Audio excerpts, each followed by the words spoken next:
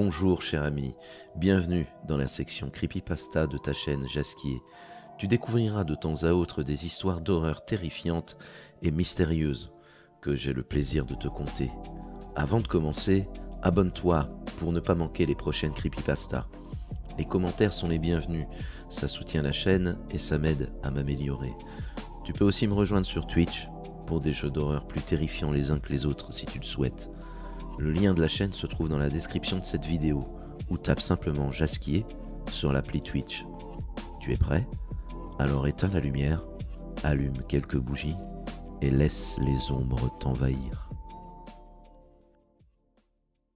J'ai gagné à la loterie en 1998, 8 millions de dollars pour être précis. En tant qu'ouvrier du bâtiment issu d'un foyer défavorisé, ça a changé notre vie à tous. Vous avez probablement entendu parler de ces millionnaires qui ont tout perdu à cause de la drogue ou de la bêtise, mais j'en faisais pas partie. Ma seule passion était de lire des livres. J'étais un fervent lecteur de tout, des romans à, vous l'aurez deviné, la littérature financière. Ça m'a aidé à prendre les bonnes décisions pour vivre de mes gains. J'ai pu conserver environ 5 millions après impôts, dont j'ai investi 90% et gardé 10% pour les utiliser à ma guise. Par la suite, ma règle était de ne jamais toucher un centime de mes placements et de vivre uniquement de mes intérêts annuels. Ça a parfaitement fonctionné, mon manque total d'intérêt pour le luxe m'a beaucoup aidé. Étant célibataire de 24 ans, la seule extravagance que je me permettais, c'était de bien manger. Les ouvriers du bâtiment brûlent des tonnes de calories, et quand on n'a pas d'argent, il revient moins cher de préparer les mêmes repas fades chaque jour.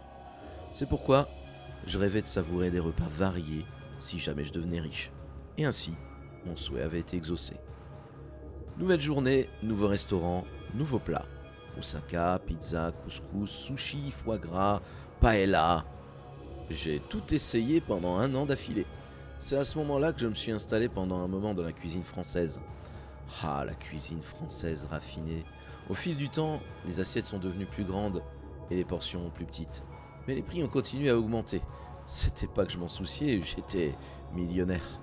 Mon endroit préféré, c'était de loin un restaurant étoilé Michelin, appelé l'œuf, le veuf et le bœuf. Je comprendrai jamais les Français. De toute façon, depuis que j'y suis allé tous les jours, j'ai fait la connaissance du chef Michel. Étonnamment, il n'avait que 36 ans et était bien plus compétent que de nombreux chefs plus âgés que j'avais jamais rencontrés.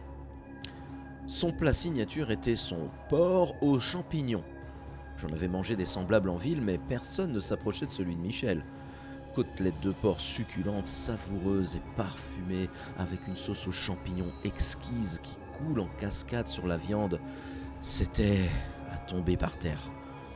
Combien de fois ai-je demandé la recette et l'origine de cette viande tendre pour pouvoir la préparer à la maison? Bien sûr, il me le disait jamais, pas même quand je lui ai offert 20 000 dollars pour ça. Ouais, c'est à quel point j'étais amoureux de sa recette. Plus il refusait, plus je devenais têtu. Je voulais connaître son fournisseur et sa méthode pour transformer la viande crue en banquet des rois. De temps en temps, j'apercevais un homme livrant des sacs de nourriture depuis sa camionnette sombre. Ce qui était étrange, c'est qu'il ne venait que la nuit. Après avoir vu le même homme s'arrêter dans d'autres restaurants le matin, j'ai simplement supposé que c'était la préférence de Michel, ou peut-être l'emploi du temps du plongeur du van. Un soir, alors que je me dirigeais vers les toilettes, j'ai entendu du bruit dans la cuisine.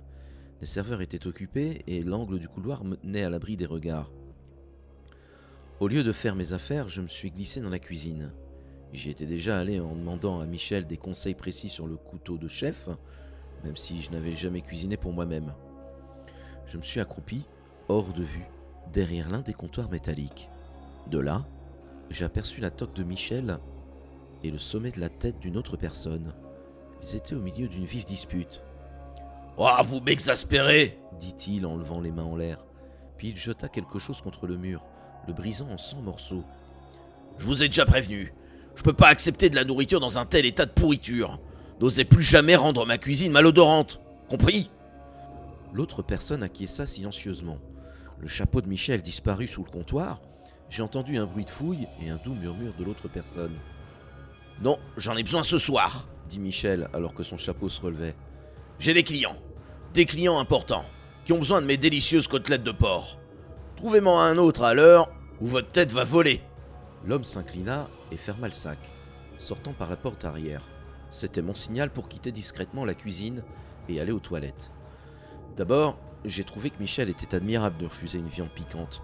Puis je me suis demandé ce qu'il entendait par dans un tel état de décadence. Cela signifiait-il qu'il accepterait de la viande en partie pourrie? Sa nourriture ne m'a jamais rendu malade, alors j'ai supposé qu'il devait s'être mal exprimé, car il y avait un accent français vraiment notable. J'ai fini mon repas, mais je n'ai pas mentionné ce que j'avais entendu, et je suis ensuite rentré chez moi.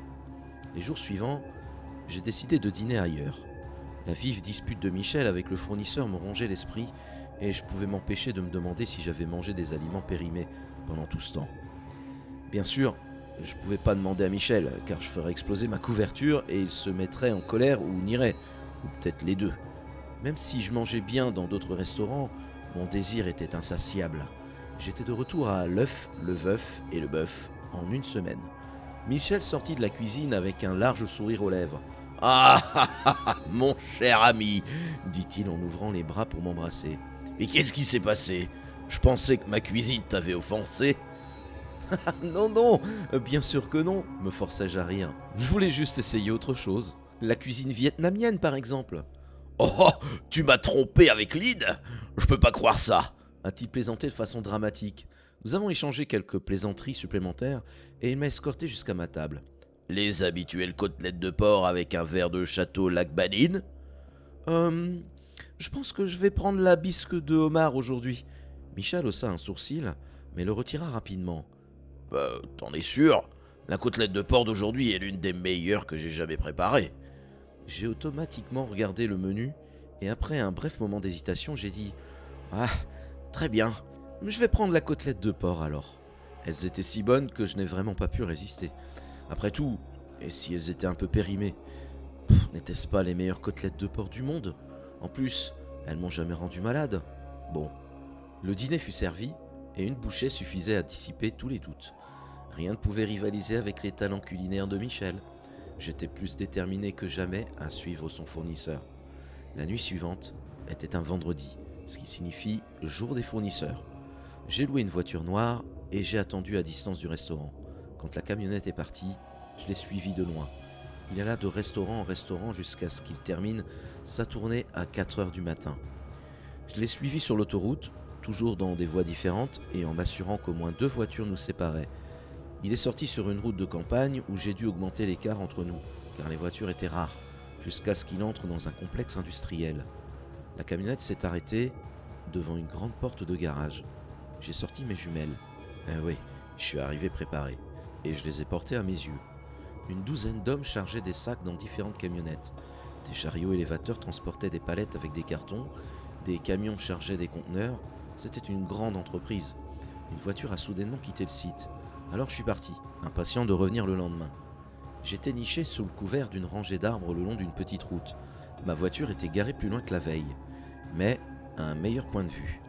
D'ici, rien ne pouvait échapper à mes jumelles. Les ouvriers étaient aussi occupés qu'avant, transportant des marchandises d'ici à là, comme dans une usine normale. Une camionnette gris foncé était arrivée, même modèle que celui du fournisseur. Sauf qu'elle avait des plaques d'immatriculation différentes. De la soute sont sortis 2 hommes et une femme, les yeux bandés. Ils ont été conduits jusqu'à l'entrée lorsque l'un d'eux a tenté de s'enfuir. Il a été rapidement appréhendé et poussé à l'intérieur. J'ai commencé à craindre de quoi il s'agissait. Intrigué, j'ai attendu la tombée de la nuit pour pouvoir me cacher dans l'obscurité. Comme personne ne passait par la route de campagne, j'ai laissé ma voiture garée là où elle se trouvait et j'ai marché directement jusqu'à l'usine à travers les arbustes et les buissons. Je dois admettre que j'étais mort de peur, mais mon besoin de recevoir des réponses était bien plus fort que ma peur. Le dernier bout de terrain était un champ inégal, ce qui m'a aidé à ramper sans être vu. Je me suis caché dans un mur de brousse, séparant le champ et la route de l'usine. Mes vêtements sombres m'aidaient probablement à rester caché, car j'étais qu'à 40 pieds de la porte du garage. J'ai attendu que ma montre indique minuit, heure à laquelle une autre camionnette est arrivée. 2 autres hommes aux yeux bandés ont été envoyés par la porte latérale du garage. Il y avait une fenêtre étroite au-dessus de la porte. Alors, j'ai tenté ma chance. N'ayant personne à gauche ou à droite, je me suis précipité derrière un grand conteneur à gauche du hangar et me suis rapidement dirigé vers la porte latérale. Je suis assez grand, mais j'étais à peine capable de regarder par la fenêtre. La majeure partie du hangar était remplie de voitures et de caisses. Les 2 hommes aux yeux bandés étaient allongés à plat sur une table. Leurs mains et leurs pieds étaient liés, la tête dépassant. Sous leur tête se trouvait un grand plateau. 3 ouvriers ont maintenu l'homme aux yeux bandés, tandis qu'un autre s'est approché avec un couteau. J'ai détourné les yeux au moment où je l'ai vu près de la gorge de l'homme. Je rejetai la tête en arrière, le cœur battant, personne autour. Je me suis précipité jusqu'au bout du conteneur à grands pas silencieux. J'ai scruté les environs et, lorsque la voie était libre, je me suis précipité vers les arbustes. De là, je me suis faufilé prudemment jusqu'à ma voiture et je suis parti pour mon hôtel. Il n'y avait aucune chance que ça soit vrai. C'était trop horrible. Là encore, j'avais pas vu l'action elle-même. Il n'aurait pas pu tuer cet homme, n'est-ce pas? Toute cette épreuve était trop surréaliste et mon cerveau était toujours dans le déni total. Mais je devais connaître la vérité. Alors, j'ai de nouveau traqué le restaurant de Michel et j'ai attendu la camionnette. Lorsque le livreur a transporté un sac à l'intérieur du restaurant et a fermé les portes arrière, j'ai quitté ma voiture et j'ai couru vers le coffre de la camionnette. Comme d'habitude, il est resté déverrouillé. À l'intérieur, des sacs bruns allongés, semblables à celui qu'il avait apporté dans le restaurant, étaient entourés de glacières. J'ai pris une profonde inspiration et j'ai soigneusement ouvert le haut de l'un d'eux. J'ai poussé un cri quand j'ai vu un visage blanc. J'ai osé toucher la joue du corps, froide. J'ai immédiatement fermé le sac, fermé la porte et me suis retiré dans ma voiture juste à temps pour que la porte arrière du restaurant s'ouvre. Le livreur a traîné un autre sac à l'intérieur. Je suis tombé malade. Malade d'avoir mangé des gens. Malade qu'un tel mal existe dans ce monde. Mais c'était pas fini. Ah non. Mon indignation de jeunesse m'a poussé à affronter Michel. J'ai attendu dans ma voiture de location le départ des derniers clients. Ensuite, j'ai frappé à la porte arrière. L'un des cuisiniers aux larges épaules et à la moustache noire ouvrit la porte et dit « Quoi ? Est-ce que Michel est là ?» ai-je demandé penaud. Il fronça les sourcils et claqua la porte. C'était si brusque que je ne savais pas si je devais frapper à nouveau ou partir immédiatement. Alors, je restais là, perplexe.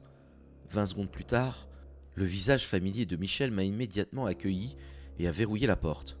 L'homme à moustache était près de l'autre porte, les bras croisés, l'air mécontent.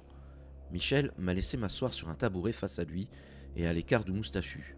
« C'est assez inhabituel que tu viennes après le service », dit Michel en plissant légèrement les yeux. « Y a-t-il un problème ?»« J'ai une question. »« Ouais. » « C'est à peu près... j'ai vu la camionnette et le livreur. Il y avait un sac et... J'arrivais pas à trouver les mots justes. « Tu as regardé l'intérieur ?» Michel m'a demandé avec désinvolture. J'ai détourné les yeux. Michel sursauta brusquement. « Basile, non !» a-t-il crié à l'homme derrière moi. J'ai renversé la tête en arrière et j'ai vu Basile cacher rapidement quelque chose derrière son dos. « Sors !» Michel lui a demandé. « Maintenant que nous sommes seuls !» commença Michel en plaçant son index sur ses lèvres alors qu'il se faufilait vers la porte d'entrée. Il ne termina pas sa phrase, mais il ouvrit la porte métallique et Basile faillit tomber. Michel a crié en français rapide à Basile avant de claquer la porte. « Il écoute toujours aux portes, ce connard !» dit-il en revenant devant moi. « Maintenant, je vais pas retourner la cocotte, comme on dit en France. Je serai franc avec toi, d'accord ?»« D'accord, » j'ai dégluti. « La seule raison pour laquelle tu es toujours là, c'est parce que je te considère comme plus qu'un client. Pas un ami, mais pas un client non plus. Tu as également dépensé beaucoup d'argent pour mon établissement, ce qui joue en ta faveur. » Il ferma les yeux et prit plusieurs profondes inspirations. « C'est dommage que tu aies découvert mon opération, mais c'est comme ça. Toute cette affaire est gérée par des gens louches, des gens que tu ne veux pas croiser. » J'ai vu ça, lâchai-je en mettant immédiatement mes mains contre ma bouche. « Oh non !» Michel ferma à nouveau les yeux, puis attrapa un de ses couteaux de cuisine. « Ne me dis pas que tu as suivi le camionneur !»« Je suis... désolé ?» Les rides sur son visage se creusèrent. « Tu as la possibilité soit de quitter l'État et de ne jamais revenir, soit de te trouver sur le menu principal de demain. Qu'est-ce que tu vas faire ?» Il s'appuya les coudes sur la table de la cuisine, couteau à la main. Le regard furieux de Michel le rendait presque méconnaissable. Je dois quitter l'État ? C'est à toi d'écouter ou non les bons conseils, lança-t-il d'un air renfrogné. En parlant de ça, n'ose pas en parler à qui que ce soit, parce que je le saurais, et le monde n'est pas assez grand pour te cacher. Ok, compris. Un filet de sueur coulait de ma tempe. Michel se leva et posa le couteau sur la table. Très bien, mon ami. Maintenant, s'il te plaît, serre-moi dans tes bras et laisse-moi te dire adieu. » Ses bras grands ouverts étaient aussi invitants qu'une gueule de lion. J'ai hésité, mais j'ai fini par l'embrasser, sentant que je n'avais pas le choix. Dans notre étreinte, mes paupières étaient fermement pincées, anticipant un coup dans le dos à tout moment. 10 longues secondes plus tard, il me lâcha et attrapa mes épaules. « Je suis vraiment désolé que tu l'aies découvert. J'ai jamais eu de client aussi charmant que toi. Et je doute que j'en aurai un jour un autre comme toi. » C'était peut-être mon imagination, mais ses yeux semblaient larmoyants. Alors j'ai dit « Moi aussi, enfin, tu vas me manquer. » Je voulais dire « Ta cuisine », mais je me suis ensuite souvenu que ça n'avait jamais été du porc. Il m'a fait un sourire doux amer et a ouvert la porte arrière. « Ne me suis pas, prévient-il. Si possible, pars ce soir et récupère tes affaires un autre jour. » Inutile de dire que j'ai fait exactement ce qu'on m'a dit, et j'ai roulé avec ma voiture de location près de la frontière de l'État, où j'ai séjourné dans un hôtel. Le lendemain matin, j'ai parcouru 2 États, et j'ai vécu dans des hôtels jusqu'à ce que je trouve un nouvel endroit, et que ma sœur m'envoie toutes mes affaires à l'ancien appartement. Le seul véritable inconvénient, c'était que ma famille devait me rendre visite et non l'inverse. Je les avais convaincus qu'une mauvaise rupture était la raison de mon soudain revirement, et que tout dans ma ville et mon état me rappelait elle. Ils m'ont traité de pathétique, ce qui était bien mieux que d'être cuisiné par un chef français. J'ai récemment pris des nouvelles du resto, et il semble avoir fermé ses portes depuis longtemps. Bizarrement, j'éprouve aucun sentiment à l'égard de ma rencontre. Ça m'a fait flipper et m'a fait arrêter les côtelettes de porc à vie. Bizarrement, j'aimerais quand même pouvoir savourer une dernière fois le plat de Michel. J'écris ceci maintenant, alors que mes souvenirs se sont rapidement détériorés au cours des derniers mois. L'inévitable arrive et le mois prochain, je subirai un test de dépistage de la maladie d'Alzheimer. Au fond de moi, je sais que j'en ai pas pour longtemps. Je suppose que toute bonne chose a un prix et que les indulgences de la jeunesse rattrapent le temps.